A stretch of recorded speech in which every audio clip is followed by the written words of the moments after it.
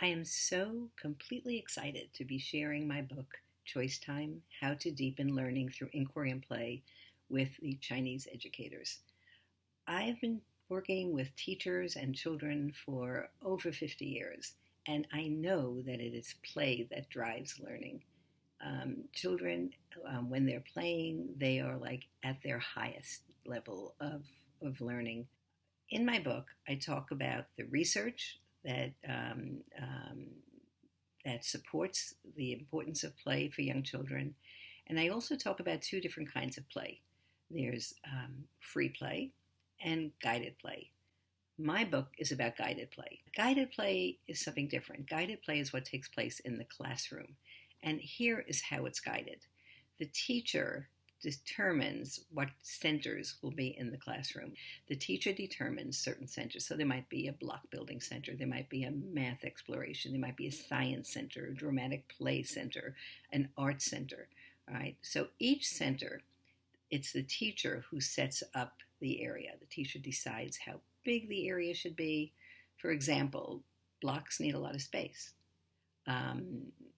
Science might not need so much space, might need like a table and different materials at the table. So the teacher decides. Teacher decides what materials should be out in this in the different areas, how to introduce the materials, what kind of lessons to do before to get children ready for the materials. The teacher has discussions with the children about what might possibly take place in these different centers. But that's the guided part. But then the children go off into the centers, and it's their own decisions what they do there. The teacher does not tell them that there's no task involved. And that's where the really exciting discoveries take place. In my book, I have a different section for each center.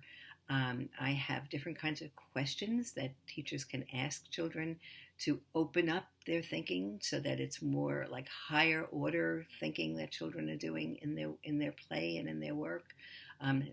Ways to respond to them, ways to take observations of children, how to schedule this into your school day. That's a really big thing, and I know teachers are going to think about that a lot. Choice time is a good way to integrate literacy into the different centers. So during the day, of course, you have math that you do with them. You have reading and writing. All of that you can integrate into the centers. So if, for example, in the dramatic play area, if they are turning the dramatic play area into a restaurant, they can write up menus. They can make lists of food that they have to take. They can take orders for each other. The book has suggestions for how to design your room. The room becomes what I call a laboratory for learning.